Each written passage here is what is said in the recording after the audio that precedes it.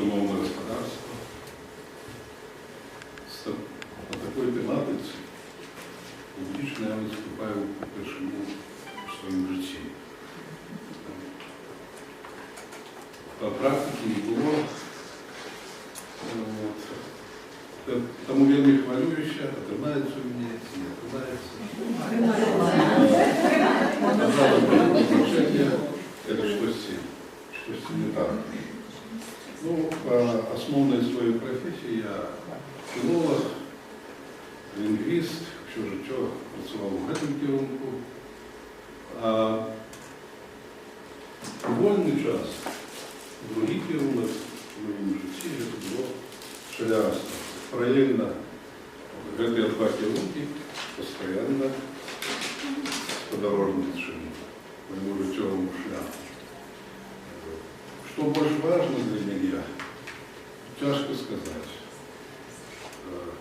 Ну, по основной профессии, по филологии, быцем зробил так само немало, много написано, и книг, и артикулов.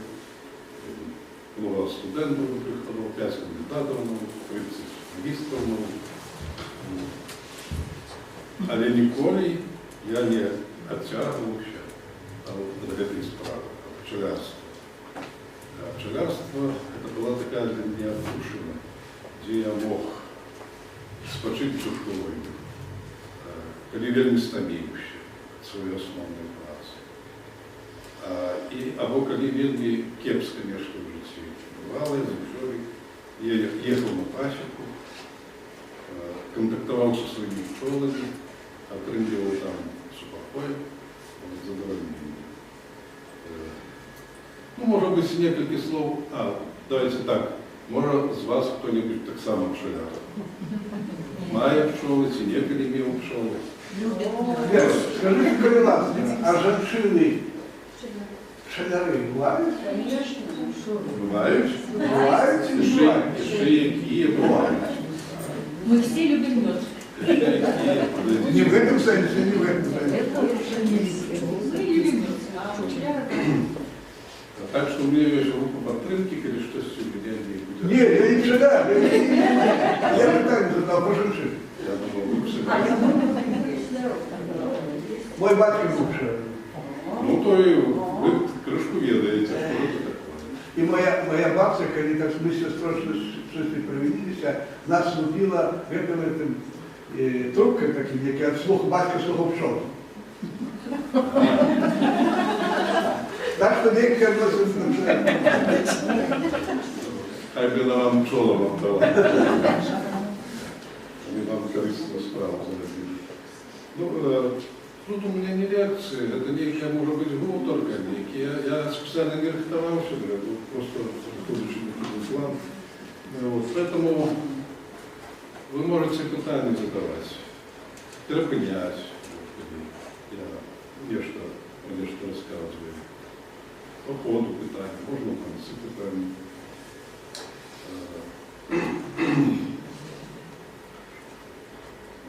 Спробую рассказать то, что я забыл на протяжении 40 годов на поле. Потому что с пчелами я познакомился лет не рано, в 4-годовном возрасте. Когда не было... я уже еду с мать меду туди. Я не пробовал еще. Пам'ятаю, весною так захотелось меду. А где же он до весны доживет мед, когда у семьи 4 детей. Я самый молодший в семье, то браты, сестра мне, не помню, який брат, старейший, рассказывал мне, так само лекцию такую читал, что мед находится у середине пчелы, что она его выдает, так сказать, себе. Вы мне так весной захотелось меду.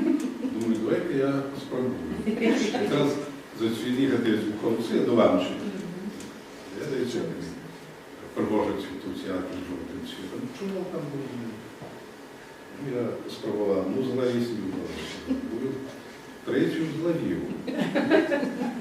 Ну и думаю, у середину є мед, треба який тут. Я поклав пчелу на різу и тисканул. Ну, далее вы сами можете догадываться, что было далее. Она мне добро там пожала, засунула. Я равнуши прибег до батьков, они там очистили все, язык ставили. И полено, это добро, что не было аллергии. Да. Говорит, дыхальные шляхи. Ну, это первое такое дело. Все равно я не спинился, все равно мне хотелось с пчелами контактовать. И памятаю, году 6 батька откатал мед, и специально такая медогонка, бочка, мед откатывается. Ну и после этого на стенках там много остается еще, но он поставил на улицу, чтобы пчелы выбрали. Там пчел набилось вот, полностью внутри стенки, было залеплено пчелами. Я в 6 я так трошки вышейший за эту бочку. Але чуть-чуть вышей, я пришел. Пчел много, залетает. А еще ближе не кусается. Ще ближе не чапають. Это до голову сумно. Не чапають. Прибіг я додому і середньому брату своєму кажу: давай поспрашаємося. Я засунул голову в эту бочку, мне ни одна пчела не зачепись. Ну, может, конечно, мы поспрашались, пошли. Вот так стоял сбоку, я подошел, ближе засунул голову, как выглядели, як мне дали пчел. Живого места на дворе не было. Я только додому, тут брат мне пшану вытягивал. Но это для меня уроком было на все лицо, что нельзя хвалиться и выхваляться, потому что, может быть, кепско скончится. Ну, после батька меня брал, батька тримал пчел, немного, будет 5-10, коллег робил ряд пчел, все можно, садливая весной мне называлась, после зимовки, пчелы это были мирные такие, или их не спровоковать. Я допомагав чистити вулі, там інструменти. Вельми приємний пах з вулі, такий заходів. Незвичайний пах. Такий вельми лайцущий. І після дальнішого коли допомагав батькам. Десь пішов. Ну, після вже і вчитися прийшов, в армію, армії. Был 40 назад, прошу заняться сам. Просто мне хотелось. Вот из тех часов я так потягнулся в эту сторону, что вам мне рассказать. Вообще, это 40 годов я выбирал литературу, куплял все, что я в магазинах по пчелярстве, выписывал часописы разные, читал литературу, конспектовал, мне шитков 6 таких огромных, законспектовал насквозь. Ну и завжди хотілося вдосконалювати свої некие навыки, отримати нові види по пчел. Вельми хвилювало меня, что в Беларуси не было своего часописа пчелярского. В России было несколько, ну, часы Советского Союза было. В Украине несколько, в Польше много. В Беларуси было одно часописа. Ну, был ранее, в 30-е годы, такая белорусская громадская диречка Зочка Лерас на Чуле, в Заходней Беларуси. Она организовала кооперативное товариство, которое называлось «Пчела», и засновала часопис «Белорусская борщ», который позже несколько годов. После финансово становишь наезды на белорусскую, сбоку влада провели то, что... Пробачте, вона вчилася в Варшаві пчелярство. Чого спеціалізація? Вот ваше питание про пчеляров женщин. Були свои имел. И тут было в наши часы, году 15 года назад, выпадково вообще что? Зелень было вообще часопись. Вот и белорусский пчеляр называется. Ну, а я одразу включився до праці этого часописа, где уже назбирався опыт работы, своє назирання, став спрацовничати з цим часописом, і это сподобалося редакторам, одному, другому редактору, куди мені прихильно ставиться. Пишу я на білоруській мові цілком, тому що назва по-білоруськи починаю. В основному публікації на русській мові. Вот. І моя русскомовна публікація прихильно зустрічає редакції газети. В основному мені артикули зв'язані з опитом пчелярства, з своїми назираннями. Хоча є ще певні такі спроби мастацькі. От перед Новим годом я відомим пчелярам Гродненщини присвятив такі шаржі, вишивані шаржі, жарти. Ну, може бути, один-два прочитаю. У Берестовицы Поросятников, то есть Микола Поросятников, вельми такий славутий пчеляр, не только в Беларуси, но и далеко замежным, и дають такий шарж каламбурний. Поросятников Микола не свиней вообще, а пчелом. Виправляє зранку в поле шукати квітки на поле. Як принесли їх гектарів, соти повні нектару. А от у Поречі містечку Родинського району є дівчина Ольга Гаврилік, яка означає товариство «Галузький шлях». І, мабуть, відомим стала. Вони мед свій комбінують з різними іншими речовими, ну, ягодами, нектаром, прополісом, про євро много писали, є мед і в Штатах, в Японії, інших країнах. Так само. У Вольги вибір однословний. Обрала шлях на медову. І сміла прошить шляхом этим про горы и море всей планеты. И є медовые присмаки, и немцы, и поляки, китайцы, мудрые японцы готовы споживать без конца. И навіть у заморських штатах придбати ходників багато. Як не говорили к Ольге ход, хто б ведав білоруський мед? Ну, еще мой ученик, я не говорю наставником, и мой ученик, якого я вчив в школі, так само став заявленим пчеляром, що його много доставив. Його зовуть Іван. Ляуко Іван – це не згоже. Ляуко Іван, я прикмешаю, не возить пчел до Иван-чаю растет. Его любимая простора, где для росовых кветок мора. Рухливый сам, как та пчелка, пчелярить он бело, волка, и у погоду и непогоду заўсёды з верасовым мёдам. Ну, ці, наприклад, Товкаш Александр у Волковыску живе. Вядома пчеляр. Товкаш Саша много, вот, замест бульбы товче мед. Здобыл меду столько тонн, что не вместится в вагон. Ще можна чекати на товче вагону 5. Ну, такі персональне практикування, коли мені нема чим зайнятися, коли я саме по вечеру пошиваю, я можу показати вам библиотеки, це часопис, може хтось цікавий.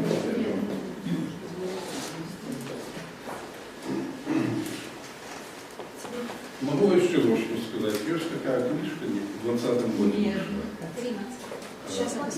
Ненадовец, его сын Ненадовец. Ненадовец — это ведомый фольклорист белорусский, доктор наук. Мой сын пошел по его стежке так само. Называется книжка «Жужнела, пчелка, жужнела». Это самая лепшая пчелярская книга, ну, в опошнее десятилетие. Тут такой популярный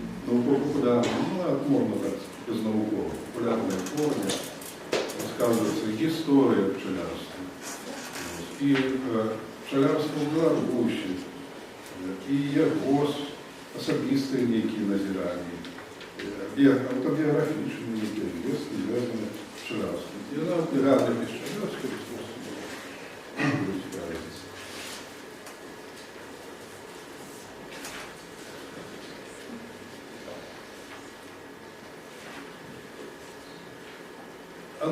Пчоли для мене ніколи не були об'єктом бізнесу, я ніколи на їх не заробляв.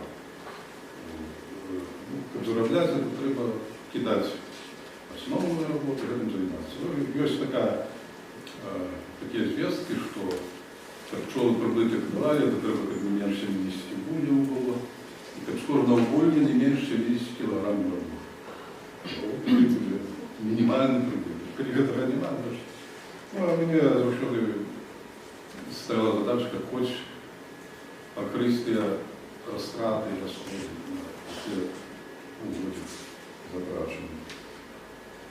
Ну, в некоторой ступени мне пчелы помогали, я уже 3 книжки выдал, такие я сам написал, за спонсорство пчелины, фундаторство пчелины. Теперь написал книгу, хочу еще что-нибудь так само помогать. Я выяснил, что находилась книга, которая ей изнасиловала.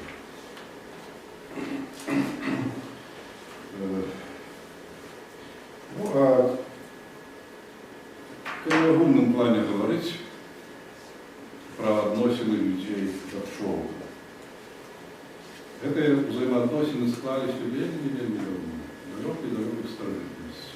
Ну, ученые окажут, что першка это з'явилися в природе пчел. А тогда уже человек разумный. Ну, когда человек разумный з'явився, он бачив, что пчелы вельми смачно виробляються, так? І він став з ними контактувати. Ну, перші контакти які були? Пчоли у дуплах дерев селились. Треба було їх оттуда достати. Значить, треба було пілувати дерева, знищати пчелиную сім'ю, доставали мед і нищити, ну, пчоли. Вже наступний год вони оставались без меду і помирали. Ну, тоді чоловік побачив, що так не надто ефективно, поэтому он подумал, як це зробити, і пчоли жили далі, но наступний год не віддавали.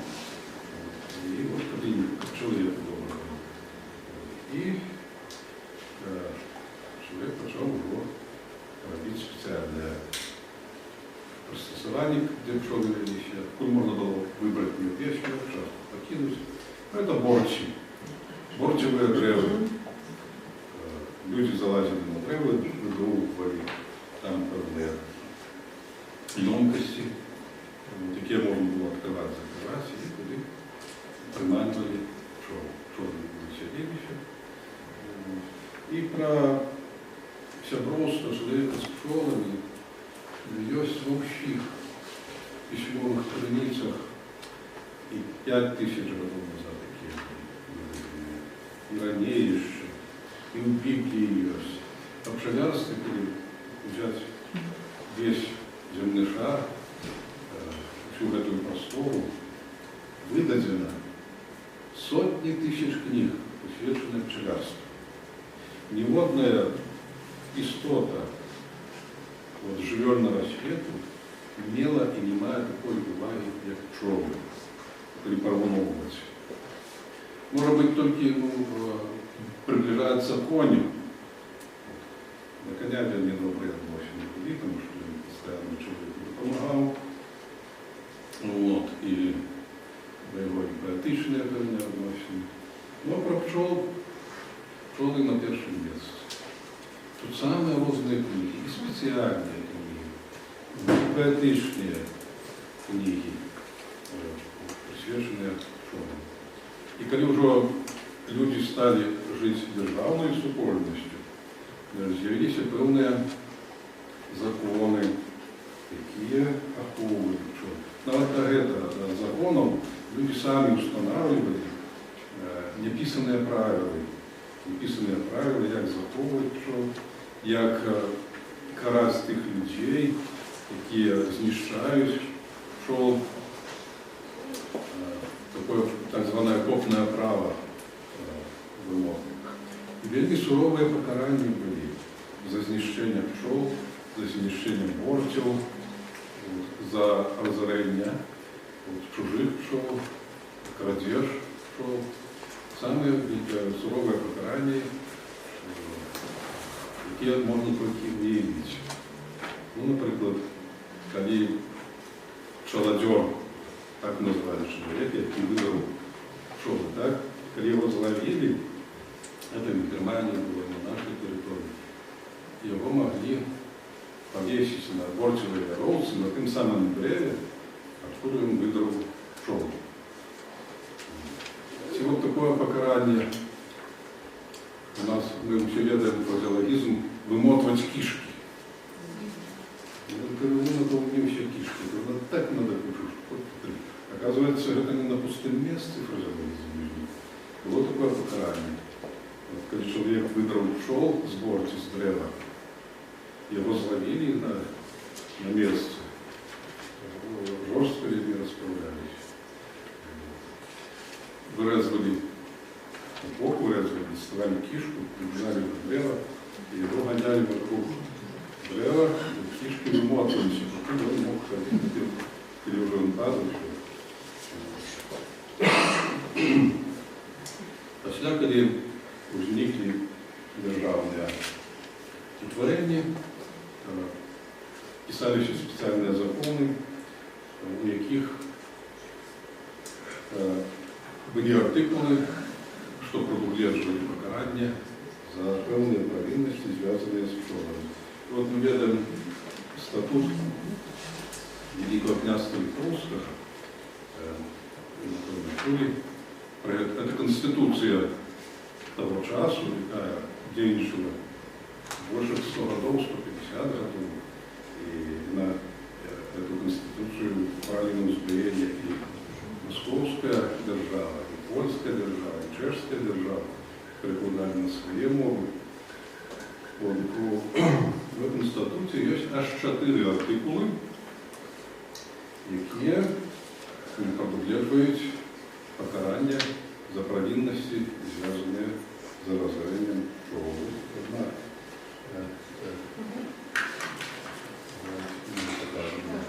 Текст, да? Можете проглядеть. Тут як вчись, як старобілоруська мова пчела.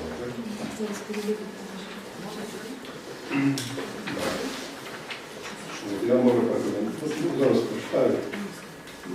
Кто бы кому пчелы выбрал не подложенные, а дерево не скатил, тогда повинен будет за каждые таковые пчелы заплатить 2 копейки грошей.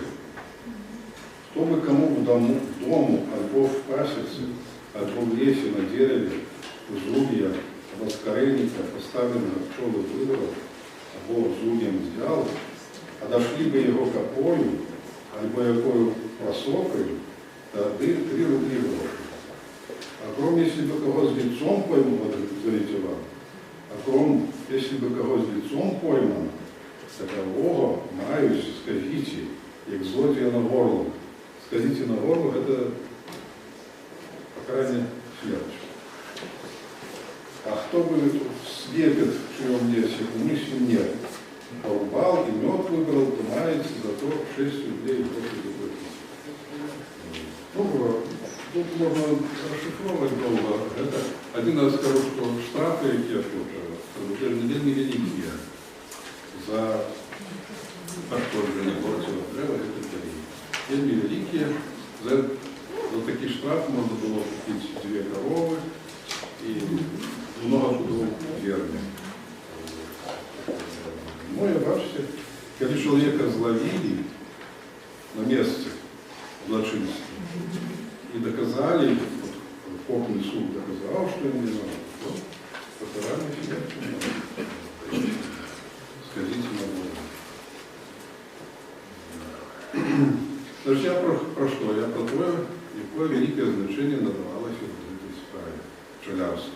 В те часы не только в Беларуси, в Великом княстве Литовском, но и во всех інших країнах. Чому? Ну, по-перше, продукты пчелярства. Вельми коштовные объединения. Сам мед, воск, прополис, іншие продукты. Так? Вот.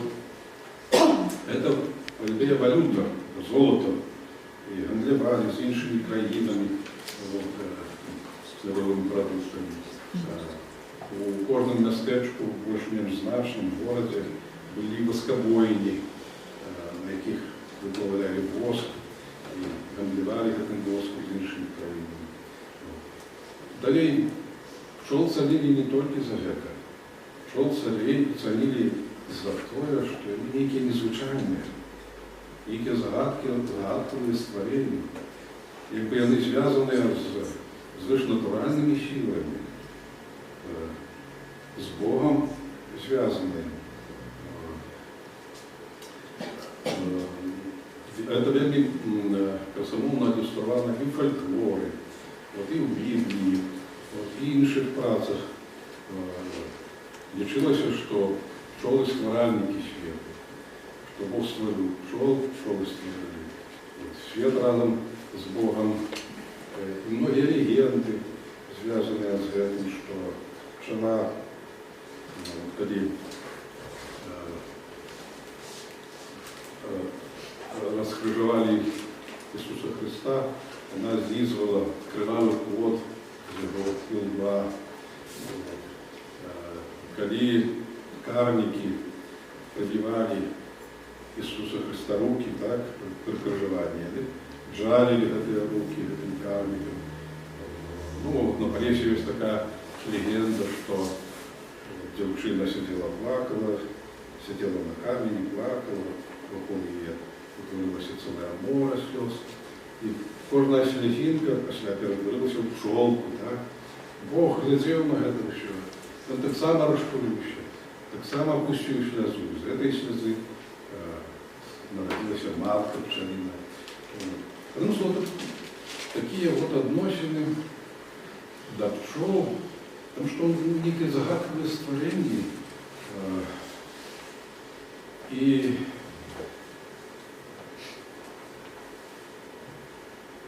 вельми подобное на людей. Своими поводинами, своими функциями.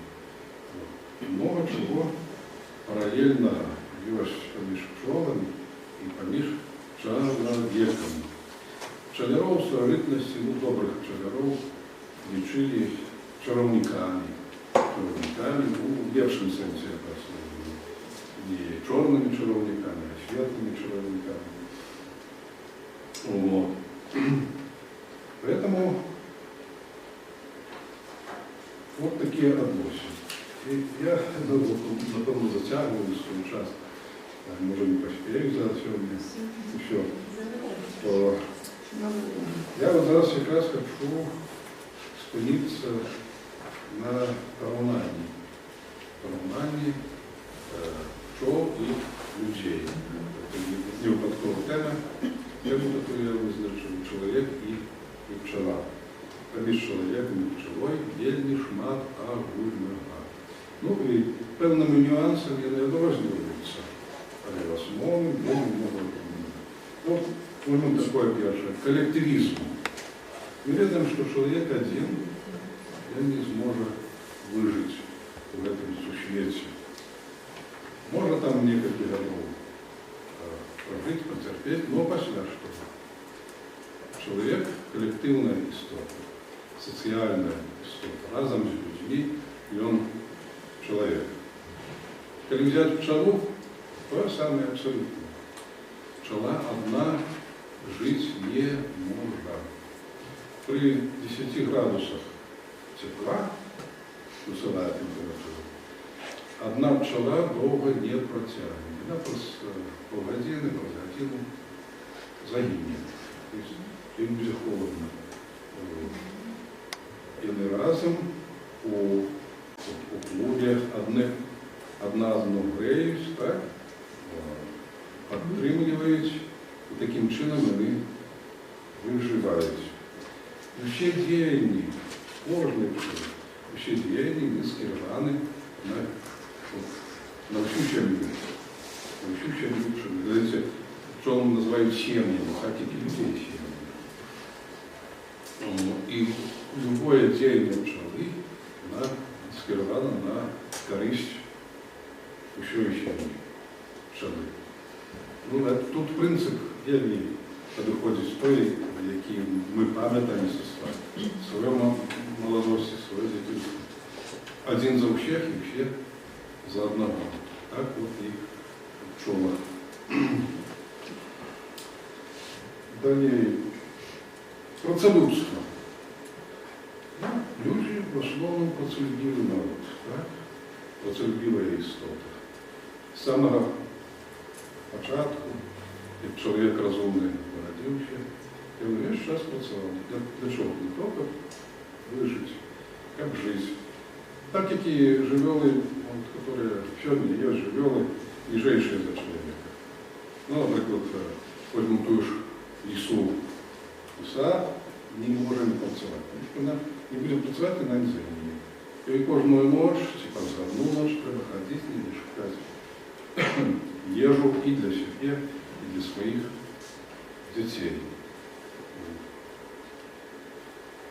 Значить, чоловік працює. Ну, коли з'явилися лишки продуктів, харчування, там інше, то з'явилася така трошки у некоторих людей якості, тайства, лень, так. Это можно себе дозволить. Можно себе дозволить, ну, правда, умовно. У пчел этого нема. Пчелы этого не дозволяють.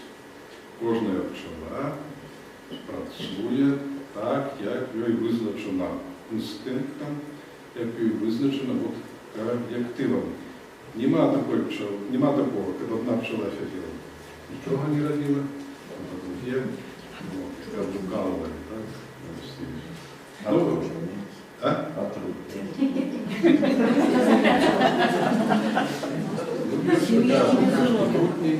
Нічого не роблять, тільки ядуть мед. Ну, справді не ядуть мед.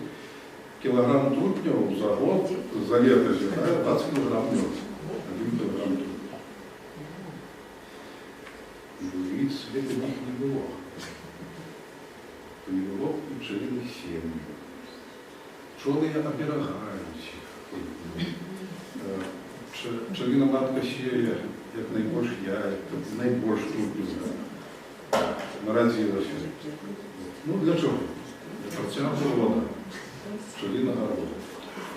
Коли їх мало зробити, то може бути некая природная катаклизма, которые не выживающие, да? Коли их много, даже самые лепшие выполняют свои миссии, а слабейшие безумовно это выполнить, да? Это одно, а другое. Вот невеликую функцию используют у подтримания тепла у вульи. Температура у вульи, температура пчел, ну, прикладно такая, как у людей, 35-36 градусов. Только при такой температуре может развиваться молодняк, молодые пчелы. И эту температуру весь час треба подтримывать. Значит, повинна быть энергия тепловая. Откуда она идет? Она идет из организма. И пчелу, и трудно. Труднее много меду съедать. Значит, много энергии. Вот. И рабочая пчела полетела сбирать мед, а трудно сидеть в этих личин. И греє молодняк. А ці треба, скажіть, регулювати кількість трутня у вульні? Ці ніяк так это... Регулювати? Да. Ну, пчеляри трошки регулюють. Да, регулюють. Ну, добре не роблять і ні. Ну, бачите, тепер ще ложку. Ще який удар на себе тут не беруть. У Пошні вже 50-х з'явився клещ пчелиний. Пчелиний клещ варатос, клещ ворога. Он где-то миллиметр, 1,5 миллиметра, величиной овальной формы такой. И он забивает пчелиную щель. Цепляется своими присосками на спину пчелі, чи в інше місце, яких пчела не може викинути, скинути її, висмоктує лімфу пчели. Як він розмножається от в этой клетке? Матка откладывает яйца, пчелиная матка откладывает пчелиное яйца, там развивается личинка.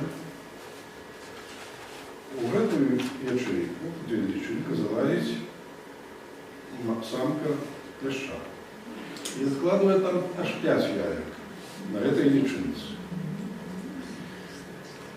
После этой пчелиная личинка развивается, она уже недоразвитая будет, а эта так само развивается. Высмоктывает ее вообще поживная личинка. И вот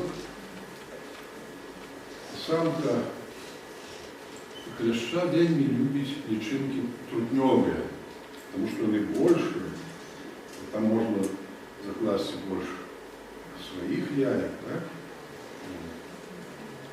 И пчелярі як роблять, спеціально ставять таку машину, как именно трутневые ячейки были, как пчела тягнули, как матка клала трутневые яйки.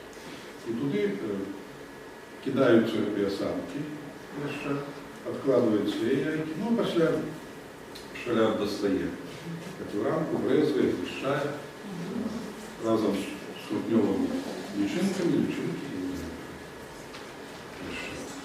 Это вот про трудно, про працовитость. Так? Що вони вельми працовиті у южла, значит, иные день немножко працують.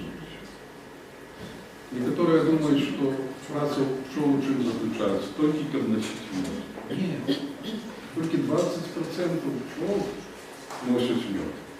80% пчел працують у вуллі, там работы непочатый край. Самое розное. Ну а коли уже праца на зборі меда, то нема такої сили, яка примусила пчелу сидіти у вуллі, ну робочу пчелу. І вона обов'язково летить за медом. І збирають стільки, скільки дозволяє природна можливість.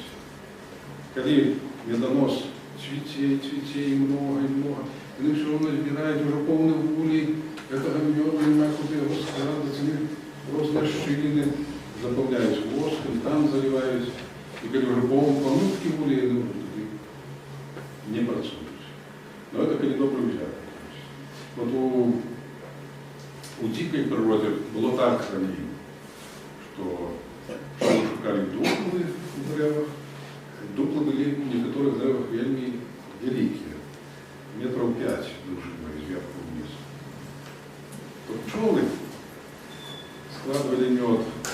Один год, другий год, за год они не съедали, то мед такие в минулом году собрали.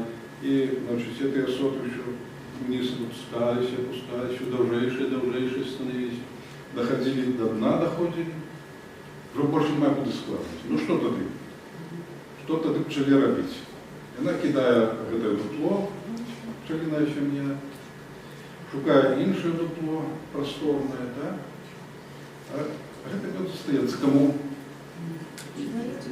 Медведь, куница, мыши, інші насекомые, осы, опыли розпоживають. Так, вот отдають інші. Организованность, давайте будет цикл так. Человек вельми организованная істота у своєму житті. І життєвий цикл чоловіка від народження до кінця так само має свою організацію, має свою структуру. І кожен день чоловічого життя так само певна організація.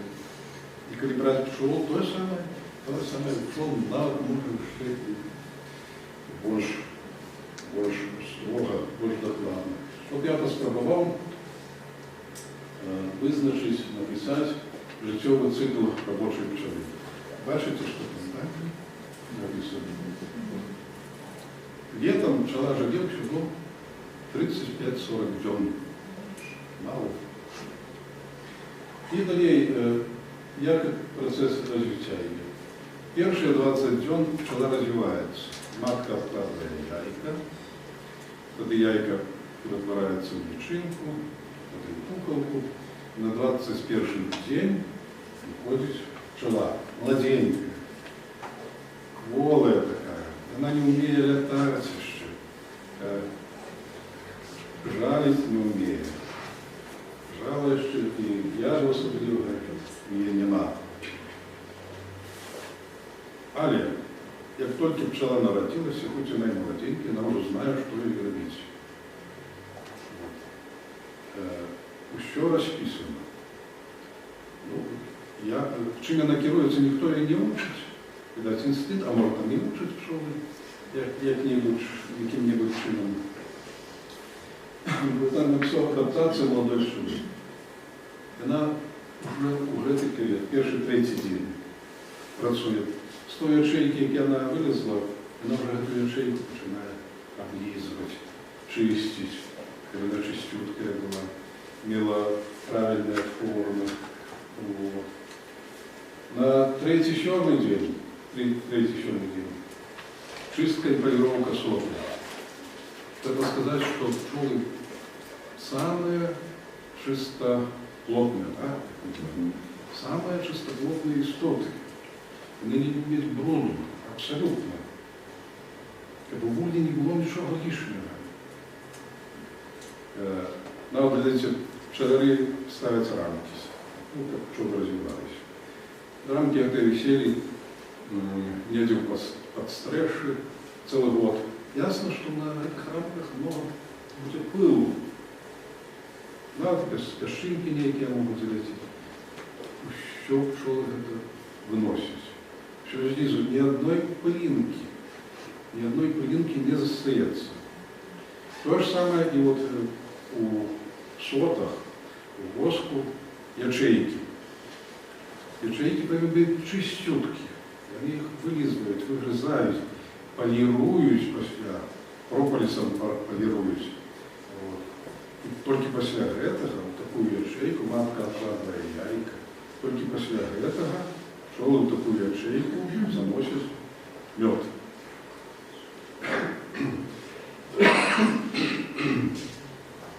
Вот, поэтому на 37-й день вот пчелы видят, какие народились, что они повинны робить. Они вот этим занимаются. На 7-12-й день кормление личины. Это молодые пчелы, они еще не летают за ними. Вот. Они сидят в бульке, и вот они уже переключаются на иншую работу. Они уже могут клопотиться про молодняк, про молодое поколение. Кормят личинки. Причем не ведают, як кормить. Личинку до 3 дён, первый, третий день, они кормят молочком, пчелиным молочком. Уже после 3-го дня они кормят личинку кашкой. А эта кашка мед плюс пылок, пыльца, пылок, да? Причем кормление вельми интенсивное. За сутки кожную личинку пчелы наведывают до 2000 разов. 2000 разов. И вельми быстро развивается эта личинка. Ну, когда брать матку, когда пчелы выводят матку, то там уже иншее уже кормление. Там кашица, и они не кормят эту матку, только молочком, только маточным молочком. 12-18 день это будівництво восковых сотов. Ну, вы бачили все, напевно, эти соты, так? Это воск. Откуда он берется? У пчел есть восковые залозы. Восковые залозы, які выделяют этот воск. Так вот, гэтыя заводы пачынаюць у іх дзейнічаць вот на 12-го дня толькі. У іх там выдзяляюцца з цела такія пласцінкі воскавыя, якія яны збіралі, гэтыя пласцінкі, бяруць у рот, каб тэмпература была большая, і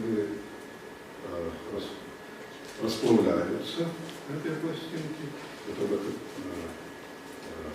соты были в доброй форме, в доброй форме.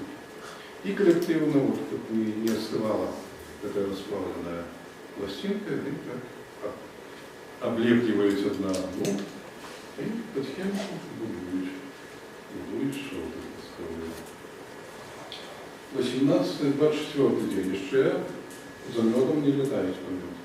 Прием перапрацоўцы и складывание нектара. Те пчелы, які летают за нектаром, они приносят нектароприемнику своим, засмокчують, приносят нектар. И их функция какая? Отдать этот нектар. Отдать пчелам-приемщицам. Они уже чекают. Кажется, своего зобика, человека принесла нектар, передає нектар у зобу другої пчелы. Вона засмоктує, это так. І тоді приемщица повзє на ячейку, капельку этого нектара опускает. Но не одразу кидає в эту ячейку, а разом несколько туди-сюди отрыгивает. Выпустите назад, узбагачаючи вот этот нектар певними ферментами, корыстными ферментами. Вот. Таким чином он перепрацовывается нектар. Но нектар это не мед еще. Нектар это цукор, рослинный цукор. И цукор там где 50%, а 50% воды. Как нектар меньше воды мел, что робится? Они вентиляцией занимаются. Вентилируют эту вильгать, выпарають ее. И она вот и крылами там махают, и подберейками, эта вильгать выходит. Прозляков, вот, и она выходит на улицу, эта вильгать. Я навод назирал раз уже чипанки. Помню, на пасеке был, заходило солнце раньше, вот поднималось. Потом промни солнца не сверху, вот так вот, идут чуть не горизонтально земли. И как раз вот это промни, это налетки. В двух ульях пришли. Я бачу з літком, і шла пара, як вспомнена дым. Настолько они вот интенсивно выпарывались, выдаляясь эту вильгать из нектара. Да? Ну, нельзя лечится, что в меде, в хорошем меде, воды, вильгати от 16 до 22% остается. Почему он вот, свежий мед он переодевается, потому что там мед вильгать. И надо остается, и когда он закаштализуется, там уже каштаны.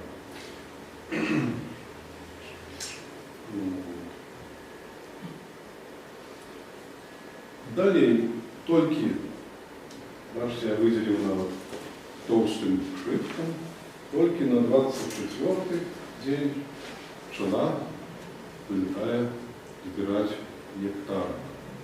24-й, 34-й день. Прикладно мед пчела носит только 10 дён. 10 дён. Вот за этот час она настолько спрацовывается, настолько изношивается, что на этом, по идее, заканчивается ее життєвий цикл.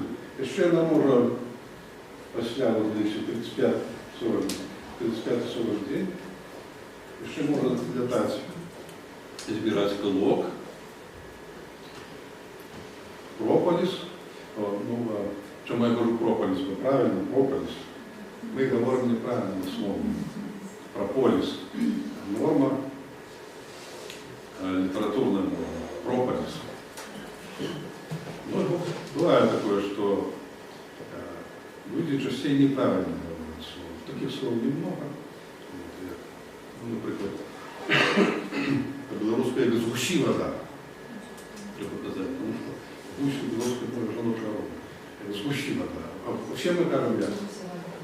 Я говорю, сгуща вода. Да. И он на все.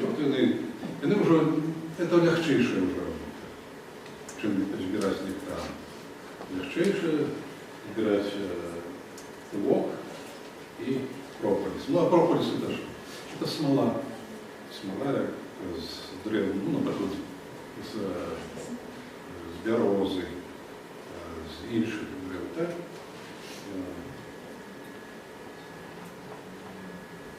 И воды. Вот уже самая легкая для пчелы работа — это принос воды. А воды вельми много летом прям. Как была вильготь odpowiedная в волье, как не пересыхали, ни личинки.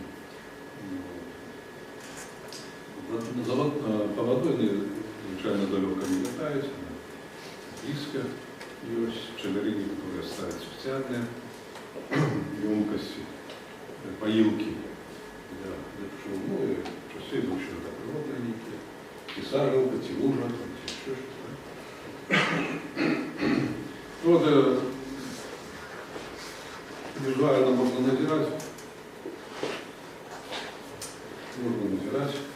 что воду носят такие пчелы, берут. Вот такие темные, старые, закрыл потопаны, так. Вот этой работой занимается уже лед. Ну и что? 35-40 идем, далее что? Все, конец. Причем, який конец? Пчела не плодит, не помирая в волье. Никто. Когда она открывает свой конец, она выползает на лоток. Ну, конечно, можно лететь, летая где-нибудь, и назад уже не вертается. Когда она не может лететь, она тут же кончается свою жизнь.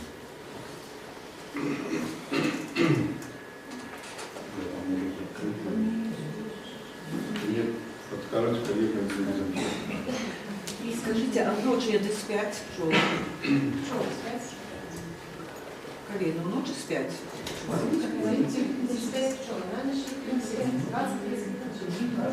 еще 30 лет. Что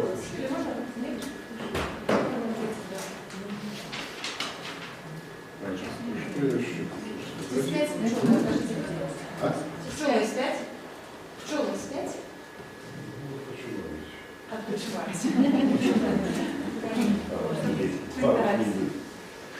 Лучше их работа и день, и ночь. Потягивается, но ничего.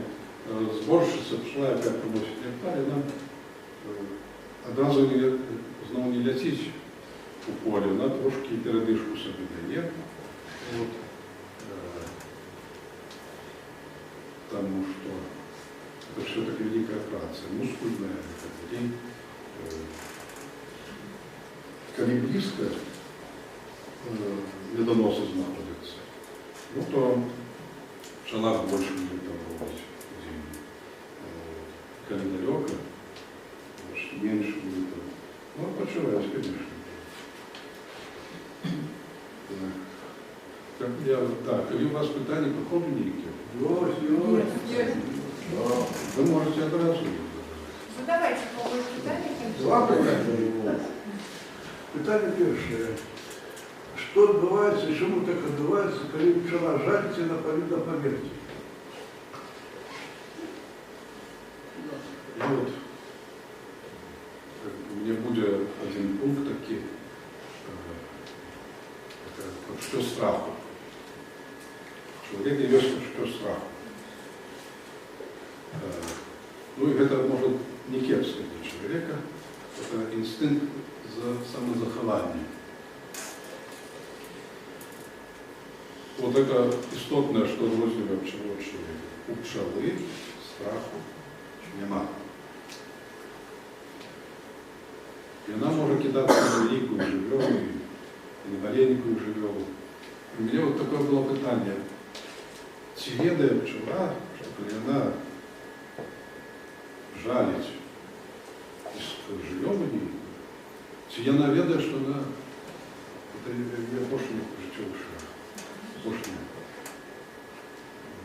Ну, свідомості такої у чоловіка в этих веществах нема.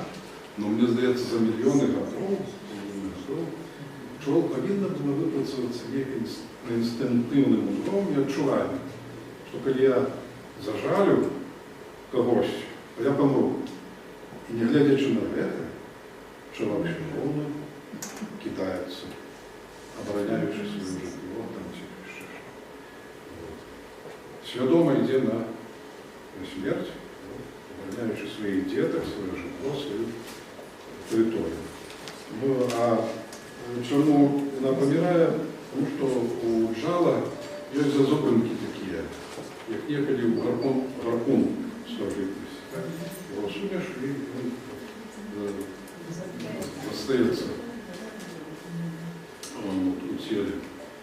І тоді вириваються внутрішні органи, вириваються, витікає лімфа з пчелина, з некільких хвилин і гине. Правда, пчела пчелу жалість, то жало катается назад. Не гине пчела. Ще яке питання? Такое питання. У землепосівних пчол і осел.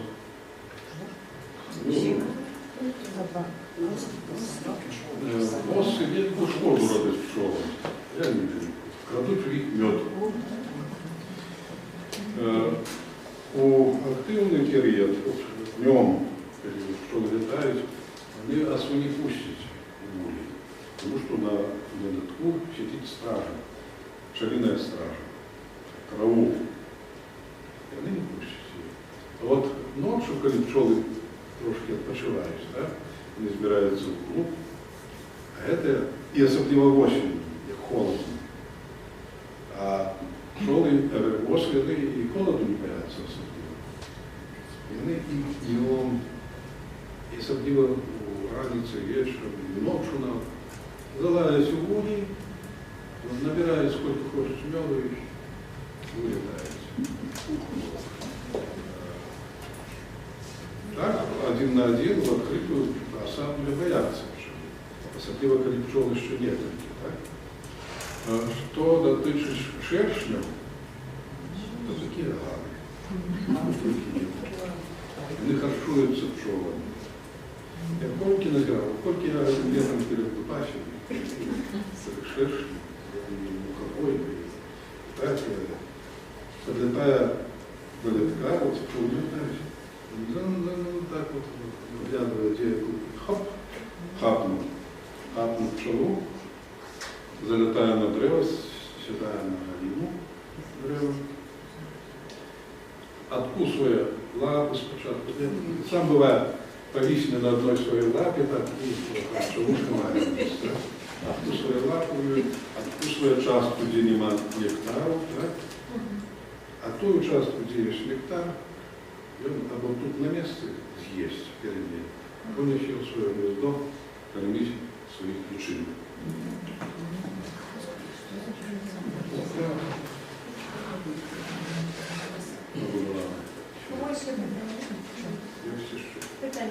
Ну, как обычно такой вопрос, наверное, все-таки как определить ценность меда, как определить, что это мед настоящий или не настоящий. Это питание предыдущих. Ну да. Я вам скажу, что большинство пчеляров хорошие, сумленные люди. Сфальсификовать неким чином мед. Мне один год, по-моему, было 20 круг или 26 дней. Я только ну, вельми кепское лето, море кепское. Я только здобыл, это профитровское. Это просто определенно на таком чего. Да, у меня помыслов нет. Поэтому, ну, вот, вы меня знаете. Я несколько пчеляров знаю. Я могу уже не так. Ну что, еще есть питание, потому что уже будем отпускать нашего гостя. Щучинский мед и Никитин, где живет. Это настоящий мед. Ну, там без ничего. Я думаю, вот понял, что меня Кто-то еще хотел видео. Один час в продажі штучний мед. Як я продаю. А, раньше в советские часы бумаги сдавали. Ну, искусственный мед. Многие, которые писали цукротворная школа. Второе, на зимовке размер это потребное. Я больничница аккуратно.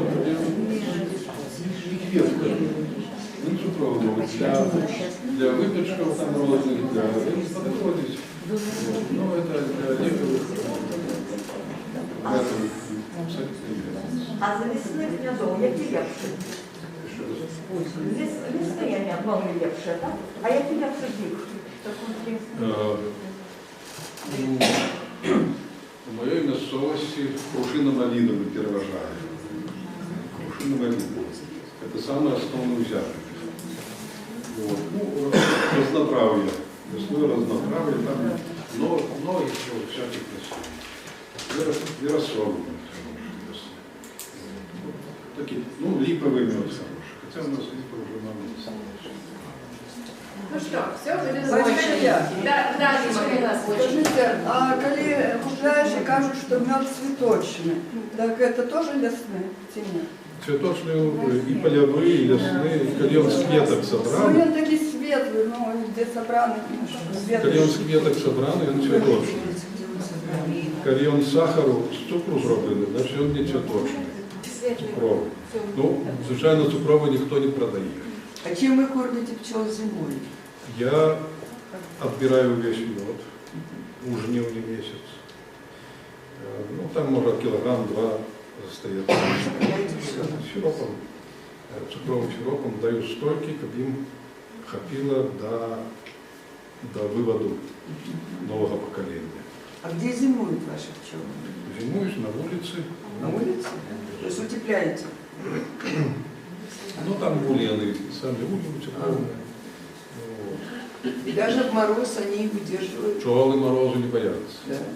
Вот клуб пчел есть, оба ж может лед быть, 10 сантиметров. Да вы что? Это абсолютно не клуб. У них клуб вельми щільний, його каліалова хазяйство не проб'єш, не точно. Вони греють одна одну до 30-35 градусов. Тут лед, а там 35 градусов. Скажите еще, а вы на улице Победы есть магазин мед продают? Там добрый мед можно купить? Я вам не могу сказать, ну, напевно, вони ж самі не производять это. Вы там проверяете? Вони купляють у різних пчелярів, у різних операторів. У кого не купляється? Я думаю, в СМБ він проверений, мед такий в магазинах продається, він проверяється. Проверяется на справедливость, на ответственность, стандарт. И на базарах, на рынках постоянная медовая фигня. Сам понимаешь право продавать, когда мед не прошел экспертизу.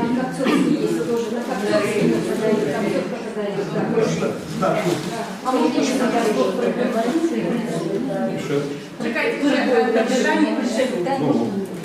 Несколько слов про перьбу и пыльцу, и тогда уже про Пыльца это, ну, что такое нектар? Это жановшая фигня. Это клетковый разложенный фермент. А пылок пыльца – это мужчинский